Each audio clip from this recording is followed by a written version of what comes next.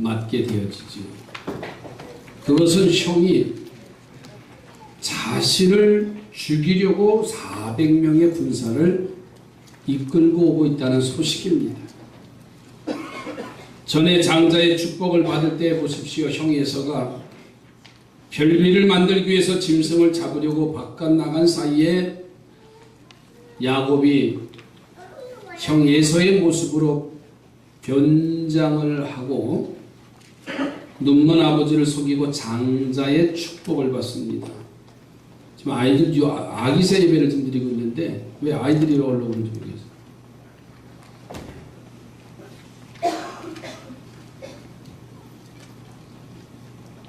이로 인해서 형 에서가 그를 해하려 하자 야곱은 외삼촌 집으로 피신해서 위기를 모면합니다. 그리고서는 20년의 세월이 지납니다. 그런데도 형 에서가 마음을 풀지 않고 동생 야곱을 용서하지 못하고서 죽이려고 400명의 군사를 지금 이끌고 와요. 야곱은 그 형의 마음을 돌려보려고 지금까지 모아놨던 재산 짐승 수백 마리를 보냅니다. 형 에서가 그것을 보고서는 마음이 돌이킬 줄 알았더니 형의 마음은 변화되지 않고 여전히 바로 야곱을 해하려고 하는 마음이 더 강합니다.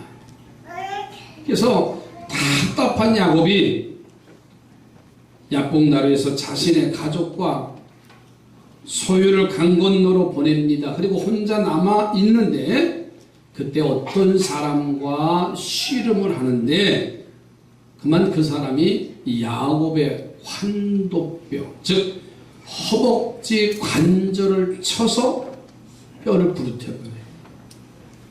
어긋났지요. 그래서 야곱이 놓지 않고 매달리며 당신이 나를 축복하지 아니하면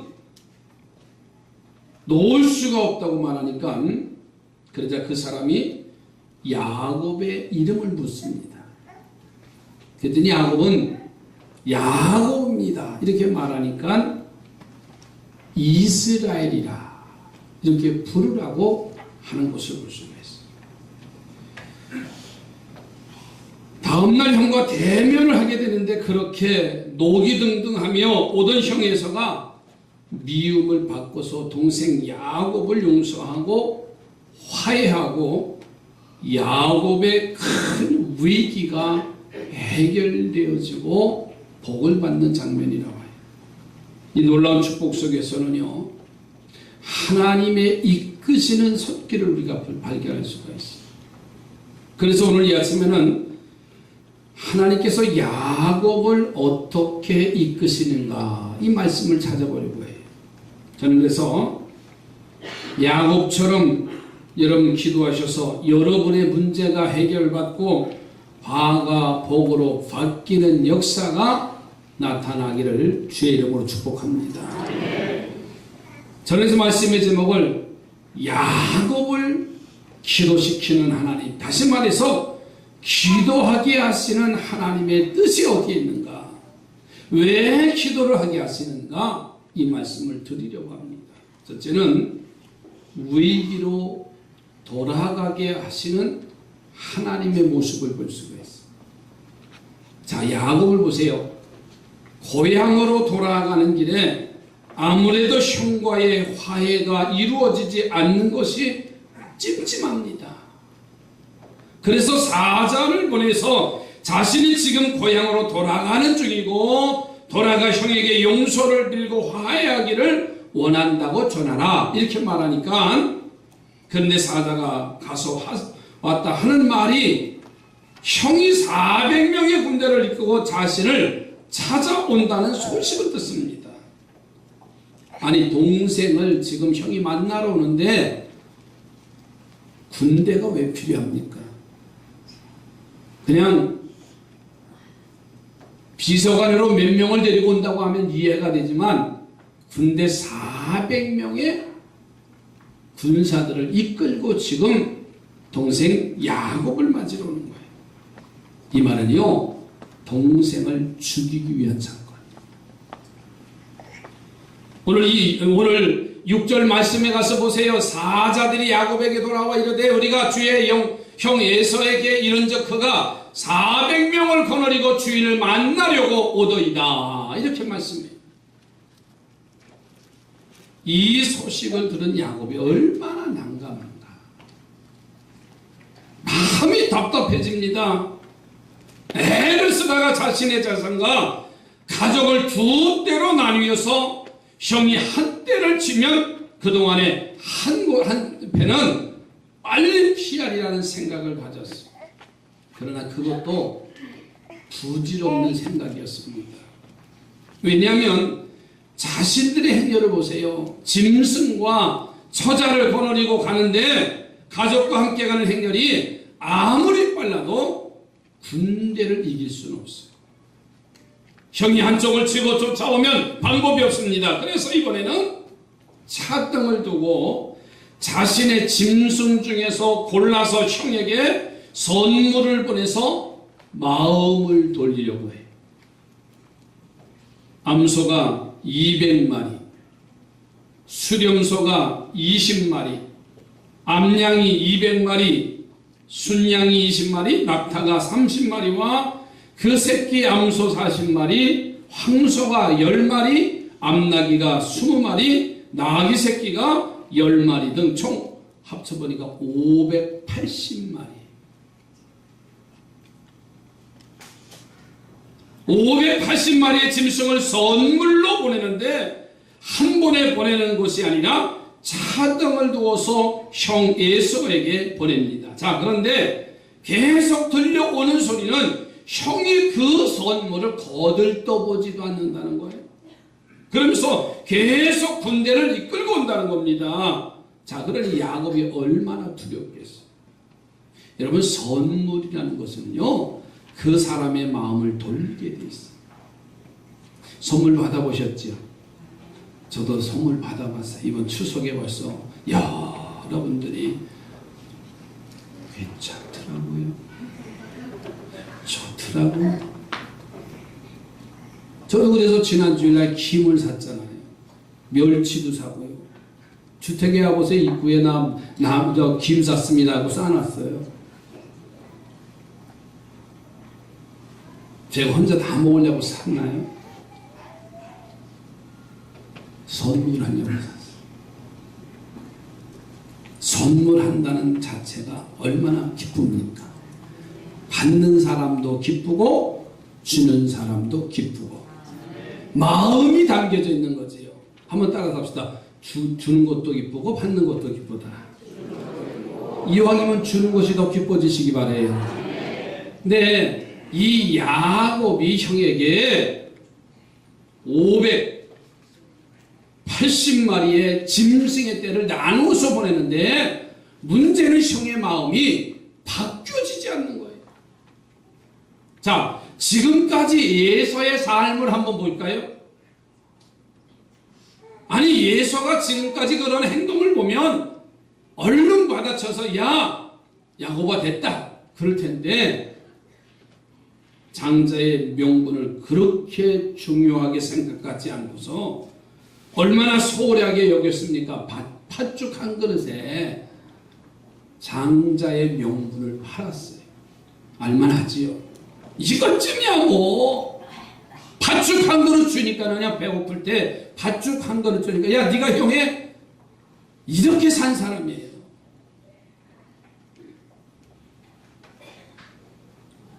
눈에 보이는 팥죽 한 그릇이 장자의 명분보다 훨씬 중요하게 살았던 사람이 예서인데, 그래서 여러분 창세기 25장 32절 33절 이렇게 말씀해요. 에서가 이르되 내가 죽게 되었으니 이 장자의 명분이 내게 무엇이 유익하리요?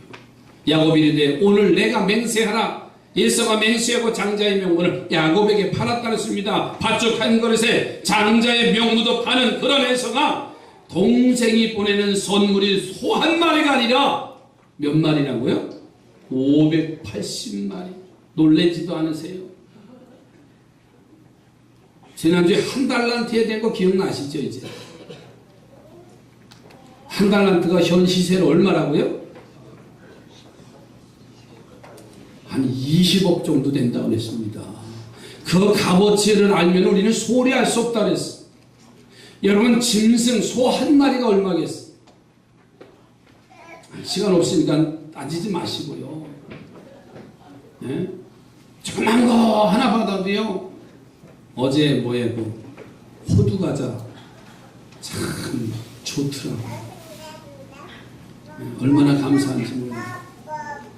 예? 주고받는다는 거. 그런데 이 예서는 그렇게 살았던 사람인데 마음이 안 바뀌어졌어요. 태도가 안 바뀌어졌어. 받기만 하지. 자, 여기서 우리가 깨닫는 것이 하나 있어야 돼요. 하나님께서 예서의 마음을 움직이지 않게 역사하셨다는 거예요. 전에는 넘어갔던 사람이 이제는 넘어갈 만한데 그 예서의 마음이 변함없어. 왜 그러셨을까요?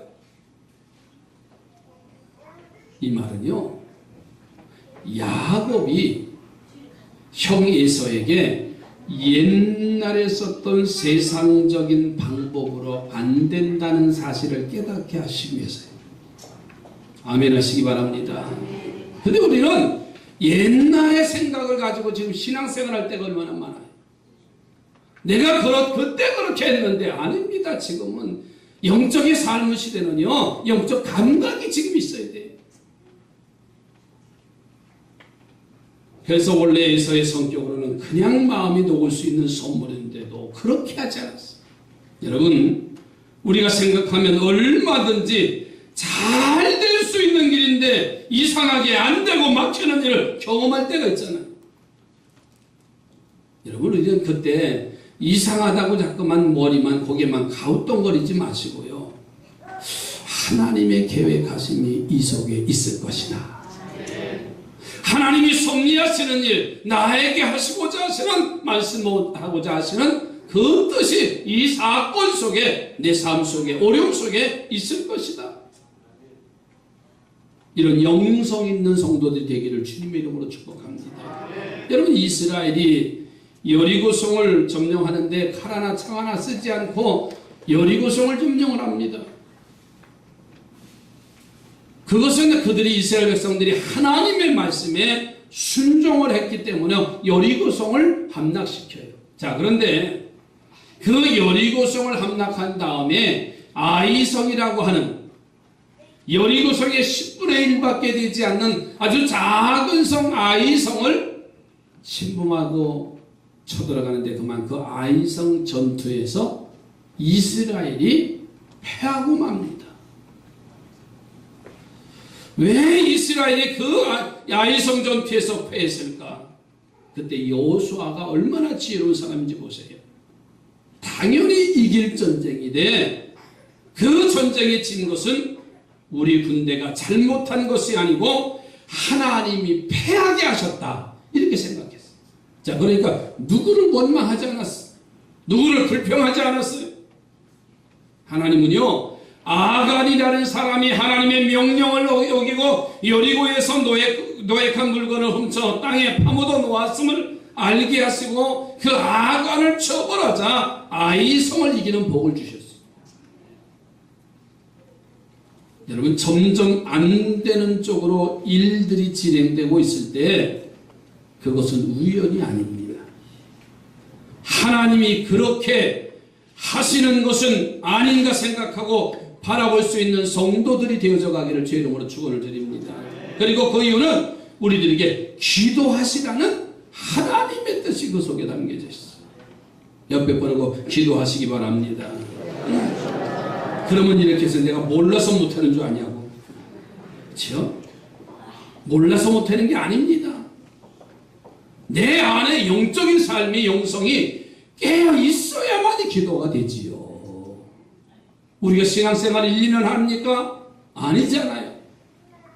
과거에도 해봤고 현실 속에서도 오늘 우리는 왜 나만 이런 일을 당하냐고 원망하고 불평하고 투정하고 얼마나 어리석습니까?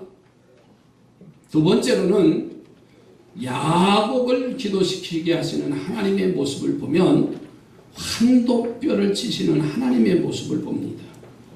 자, 야곱은 형이 여전히 군대를 이끌고 온다는 소식을 듣고 짐승떼를 보내어서 문제를 해결받아야 되는데 그만 틀렸습니다. 그런데도 야곱은 기도할 생각은 전혀 없습니다. 그 자기의 가족과 식솔들을 보내고 나서 야복강에서 혼자 서 있지만 무릎을 꿇지는 않았어요.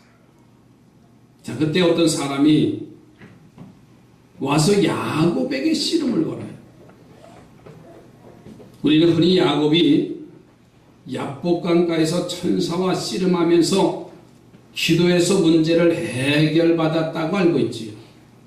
그런데 본문을 보면 어떤 사람이 야곱과 씨름했다. 26절에 말씀하지. 24절에. 여러분, 야곱이 씨름을 건 것이 아니고 어떤 사람이 지금 야곱이 야복강 나루터에 서 있는데 와서 씨름을 거는 거예요. 지금 야곱의 마음은 불안합니다. 그 가족들을 먼저 보냈는데, 강 건너 보내긴 보냈는데 지금 20년의 삶의 모습이 허망한 거예요. 근데 서 있는데 어떤 사람이 와서 씨름을 거는 거예요. 그러니까 하나님이 야곱에게 씨름을 걸었어요. 여러분, 그러니까 씨름한 것은요, 기도한 게 아닙니다. 천사가 덤비니까 야곱이 할 수 없이 뭐예요? 씨름에 응한 겁니다. 한번 생각해 보세요. 가면 지금 화가 나고 일이 안 풀리고, 근데 와서 옆에 와서 깐죽거리는 한 사람이 있어. 뭐 어떻게 돼? 그건 뒤지는 거죠. 그건 분에 못 이겨서 지금 그 마음이에요. 야곱이 지금 속이 상하고, 아니 뇌물을 줘도 해결도 안 되고요, 형의 마음이 돌아서지도 않고, 저 자식 처자들 강 건너 보냈는데 어떻게 됐는지 불안하고 무릎 꿇을 생각은 하지 않고 있는데 어떤 사람이 와서 씨름을 거는 거예요. 툭툭 건드려요. 열딱지가 나는 거지요. 얼마 전에 여기서 살인사건 났잖아요. 아세요? 회사 사장인가요? 회사에서 30대 사장이 직원 패 죽였잖아요. 왜 패 죽였어요? 세상말로 열딱지가 나서 패 죽인 거예요. 잘 돼봐요. 더 월급 더 많이 주지. 일은 꼬이고 안 되는데 앞으로 나가지 아니하고.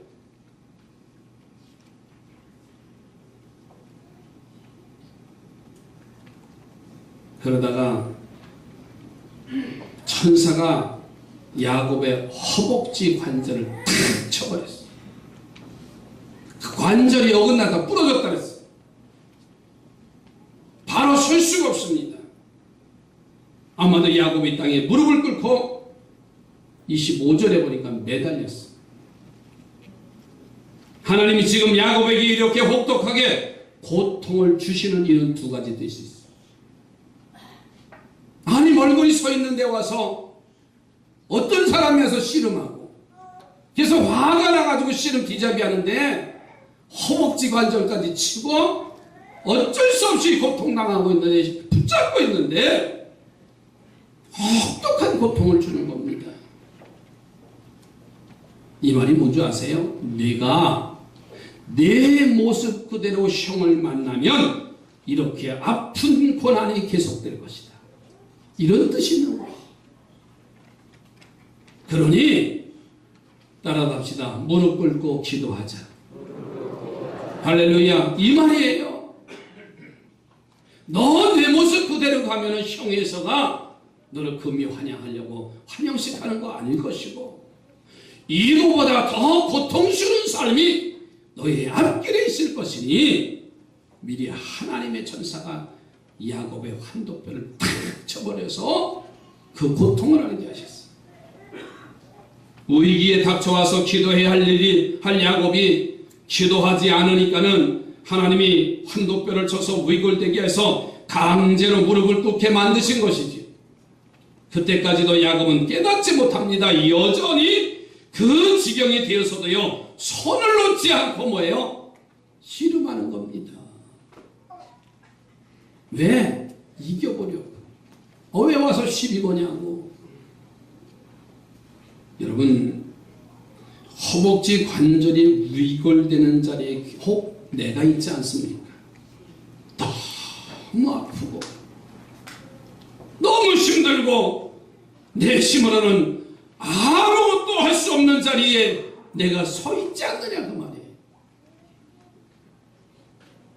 그리고도 아직 내 힘으로는 이겨보려고 씨름에 손을 붙들고 혹 있지 않느냐고 말이에요. 그거 붙잡고 이겨보려고 내 힘으로 뭘 해보려고 하고 사람 찾아다니고 세상 방법이 여전히 있으면서 그것을 의지하고 있지 않느냐 그 말입니다. 왜 나의 환도뼈가 허벅지 관절이 위골 부러졌는지를 한번 생각해 보시기 바래요. 혹시 하나님이 그렇게 만드신 것 아닌가? 이 사실을 깨닫는 자가 되시기 바랍니다. 지난 수요일 날은 부평에 있는 대안학교 아이들을 시골에 초대해서 제가 운전을 하고 우리 교육자들과 총회장님이 가서 점심을 맛있게 대접을 했습니다. 학교 가기 싫고 공부하기 싫은 놈들은 다 한결같이 못생겼는 줄 알았어요. 이야, 그랬더니요, 버스에 타는데 하나같이 난 연예인들이 와 있는 줄 알았어요. 그렇게 잘생겼어요. 그런데 단 하나는 뭐냐? 학교 오기 싫고 공부하기 싫은 거예요. 그 중에요, 선생님이 그래요. 얘들 중에서 아르바이트해서 한 달에 120만 원 버는 애들도 있대요. 학교 다니면서. 괜찮죠? 그 중에서 또 오토바이 타다가 친구놈들이 지난 여름방학에 죽은 놈도 있대. 하죠? 자, 그 어머니들이, 부모들이 얼마나 속상했어. 그래서 학교에서 다니는 학교에서 안 되니까는 대안학교에다가 위탁을 해서 그 아이들을 관리하는 거예요. 선생님들은 뭐예요? 너희들 학교에만 나오면 되는 거예요. 와서 자든 잠자면 깨면 이런데요. 지난번 다닌 학교는 이거보다 더 잤는데 안 깨우는데 왜 깨우냐고. 이거보다 덜 자는데 그때보다 덜 자는데 왜 깨우냐고. 그 선생님들이 학교 나와 주기만을 바라는 거예요. 나는 근데 그 속에서도 희망을 봤습니다. 아, 저들의 인격체를 존중해주면 되는구나. 저들의 삶을 돌봐주면은 뭔가 새로운 삶을 깨닫게 하는구나. 제 생각에 이런 생각. 교도소 선교를 그렇게 오래 했는데 교도소 선교 담안에 있는 선교보다는 이 청소년들을 선교하는 게 더 소중하구나. 죄를 짓지 않게 하고 저들의 인격체를 돌보는 것이 더 소중한 모습이 아닌가. 그것을 제가 깨달았어요. 그리고서는 최선을 다해서 이 학생들을 섬겼습니다. 세상 사람들은 성공을 하지 학교도 안 다니고 점심 먹고 나니까 다 창고 뒤로 가요. 왜 그럴까요? 우리 아버님이 벌써 냄새를 맡으셨어요. 젊은 새끼들 담배 핀다. 그 뒤로 돌아가 봤더니 벌써 선생님이 쫓아가서 혼내주고 있어요. 그런데 교장 선생님 되시는 목사님이 다 보고, 야, 지금 단 40분 동안 자유시간이야. 그 시간이 무슨 시간이? 담배 펴라 그 얘기예요. 필름이 너를 먹지 하니까는 이게 얼마나 속상해. 네, 이 아이들에게 자유시간을 40분 줬더니 목사님이 하시는 말씀입니다. 이름들은 놀 줄 모르는데 자유시간 주면 가서 그거 피느냐고. 아니 그거 필 줄밖에 모르는데 아 정말 그날 보니까 그래. 여러분 제가 오늘 1예배 때 그랬어요. 학생들한테 야 해보고 싶고 마음대로 해. 담배도 피고 학교도 가지 말고 해볼 대로 다 해봐.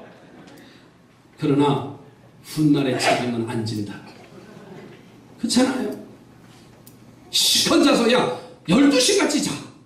너희 엄마들은 속상할 거다. 그러나 너희들의 모습은 달라질 거다. 언젠가는 후회한다. 제가 이런 얘기했어요. 일찍 깨닫는 게 복이다. 야곱의 모습을 보세요. 이미 그가 루스라는 광야에서 하나님의 약속, 하나님의 여기 계신 것을 알고 돌베개를 하고서 제단 쌓고서는 그가 하나님 나와 함께 하신 것을 알았잖아요. 그러면 기도해야 돼, 안 해야 돼? 해야지. 형의 문제가 해결되지 않았음에도 불구하고 그는 무릎 꿇을 줄을 몰랐어요. 다시 말해서 영적인 감각이 무뎌졌다 그 말이에요. 영적인 감각이 무뎌지니까는 사람을 보내서 그의 환도뼈를 치게 하고 그제서야 기도하게 하시는 하나님의 모습이에요. 삼손은 어느 날 하나님의 택함을 받은 자녀로 태어났습니다. 나시린에도 머리에 삭도를 대지 않고 성별한 자의 삶을 살아요. 그의 아버지 마누와 어머니가 포도주를 금하고 성별한 사람이에요. 그런데 삼손이 성장합니다. 여색을 탐합니다. 그것도 같은 이스라엘 여자가 아니라 적국인 블레셋의 여자를 타면서 그와 결혼합니다. 그러자 하나님이 그 결혼을 깨뜨리셔요. 수수께끼로 자신의 지혜를 자랑하려 하던 삼손이 블레셋 청년들에게 망신을 당하자 그 화풀이로 여우의 꼬리에다가 횃불을 달아서 온 동네를 불바다가 되게 만들어서 삼손은 더 이상 그곳에 있지 못하게 뛰쳐나오게 됩니다. 결혼이 깨졌어요. 자, 그러면 깨달아야 되잖아. 그런데 또 블레셋 여자 드릴라 여인의 품에 안겼어요. 그 여인의 품에 처음에는 거절하지만은요, 결국은 말하지 말아야 할 자기의 영적 자세를 이 여인의 무릎 앞에서 입을 열어서 말합니다. 내 머리에 삭도를 대면 나는 힘을 잃을 것입니다. 결국은 힘을 잃어버립니다. 잡힙니다. 두 눈이 뽑아집니다. 얼마나 비참한 모습이에요. 그제서야 하나님의 뜻을 알았어요. 그의 머리카락이 자랍니다. 하나님 나에게 마지막 기회를 주십시오. 그리고서는 그 신당에서 그 수많은 블레셋 사람들을 죽이고 이제 그가 죽는 모습을 볼 수가 있습니다. 여러분, 환도뼈를 위골시키시는 하나님의 지심을, 하나님의 손길임을 오늘 깨달으시기 바랍니다. 하나님의 손길을 느끼는 우리 삼산의 성도들이 되어져 가기를 주의 이름으로 축원합니다. 그리고는 세 번째로 야곱에게 기도하게 하시는 하나님의 모습을 볼 수가 있어요. 환도뼈가 위골되고도 깨닫지 못하고 야곱은 여전히 씨름을 이기려고요 손을 잡고 있습니다. 그래서 그때 천사가 말합니다. 날이 세려하니 나로 하여금 가게 하라. 26절에 이렇게 말합니다. 이 말이 뭔지 아세요? 내가 못 깨닫고 있으니 이제는 소용없다. 나는 가야 되겠다. 하나님이 포기하시고 가겠다는 거예요. 이제야 야곱이 깨닫습니다. 이제야 야곱이 깨닫는 거예요. 그 위기를 해결할 길은요, 자신이 가진 지혜도 아니고 자신이 가진 물질도 아니라 모든 주의 관계자가, 이제 주관자가 되시는 하나님 앞에 무릎을 꿇고 기도해야 한다는 사실을 그제서야 알았어요. 자아가 다 무너집니다. 그리고서는 하나님 앞에 무릎을 꿇어요. 26절에 당신이 이르되 당신이 내게 축복하지 아니하면 가게 하지 아니하겠나이다 그랬어요. 드디어 야곱이 기도하기 시작했습니다. 아니, 하나님이 기도하도록 이 야곱을 내몰았어. 씨름하게 하시고 허벅지 관절을 치시고 그래도 모르니까 난 가겠다고 하시며 깨닫게 하시고 기도하도록 만드는 거예요.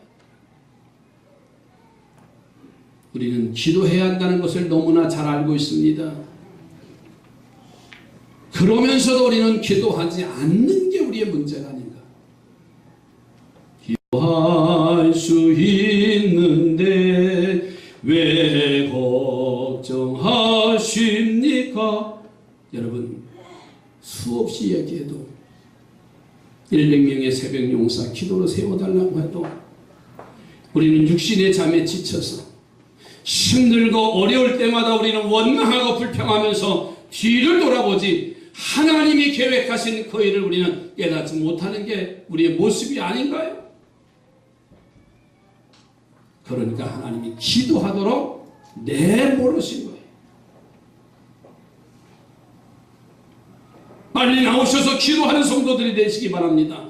수도 없이 매달 꼰지시는 씨름하기 전에 허벅지 관절이 위골되기 전에 오늘 우리는 기도하면 되잖아요. 옆에 분하고 인사합시다. 기도하면 됩니다. 우리는 신앙생활하면서 알아요. 목사도 압니다. 기도하십시다. 너무나 쉽게 우리는 던지는 말이지만 정말 내 안에서 기도해야 할 영적인 삶이 일어나고 있느냐 그 말이에요. 어떨 때는 이런 속상한 일이 있어요. 대학 수능생들이 새벽에 기도하자. 근데 어느 날은 학부모들이 한 사람도 안 나와. 기도하면서 투정해 놔도 하나님 내가 문제가 있어서 하게 목사가 됐으니 부모들은 포자 용서하십시오. 저는 그래도 기도합니다. 그 책임은 하나님이 우리에게 물으실 겁니다. 여러분, 기도하면 복입니다. 기도하면 은혜입니다. 그러면 고난 없이 승리를 맛볼 수 있게 될 줄로 믿습니다. 자, 그러면 어떻게 기도하라고 하는 말입니까? 오늘 본문의 야곱의 모습을 보니까는요, 축복해 주시기를 기도하십시오. 당신이 나를 축복하지 아니하면 나로 하여금 가지 않겠나이다. 못 가게 하겠습니다. 붙잡아서요. 하나님이 주시는 복이 있어야 되고요. 두 번째로는 회개의 기도를 하시기 바랍니다. 27절에 보니까 그 사람이 그에게 이르되 내 이름이 무엇이냐? 그가 이르되 야곱입니다. 지금 씨름하다가 쩔뚝거리는 야곱, 움직일 수 없는 야곱에게 묻습니다. 내 이름이 뭐냐? 기도를 시작하자 제일 먼저 전사가 이 야곱의 이름을 불렀어. 찾아와 씨름까지 하시는 하나님이 야곱의 이름을 모르셔서 물으셨습니까? 야곱이 이 하나님의 뜻을 알았어요. 그래서 야곱이라고 대답을 합니다. 이 대답 속에는 두 가지의 회개의 의미가 담겨져 있어요. 하나는요, 야곱으로 살지 않겠습니다. 그 말이에요. 다시 말해서 야곱은요, 발뒤꿈치를 잡았다는 말이지요. 남의 발뒤꿈치를 잡고 남을 넘어뜨리고 자신이 그 위에 올라서야 만족하는 시기와 질투와 욕심의 삶을 지금까지 살았습니다. 이제는 그렇게 살지 않겠습니다라는 뜻이 여기 담겨져 있고요. 또 한 가지는 야곱으로 살겠다는 뜻이 있는데, 장자의 축복을 받기 위해서 그는 형 에서로 변장하고 눈에 보이지 않는 아버지에게 들어가서 축복을 받았잖아요. 누구의 이름으로? 형 에서의 이름으로 축복을 받았어요. 20년 동안의 자의 삶이, 그의 삶의 모습이 야곱이 아니었어요. 여전히 에서입니다. 여러분, 야곱으로 사시기 바랍니다. 그리고 야곱의 육신적인 모습으로 살지 않기를 바랍니다. 그러니 이제는 에서로 안 살고 야곱으로 살 테니 하나님이 형 에서의 마음을 녹여 주십시오 라는 그런 고백이 담겨져 있습니다. 여러분, 회개는 하나님을 기쁘시게 합니다. 그래서 지금 자신에게 이런 위기가 온 것을 알았어. 그러니 이제는 에서로 안 살고 야곱으로 사는 그의 모습을 보십시오. 회개하는 사람은, 따라서 합시다. 회개하는 사람은 하나님이 만나주십니다.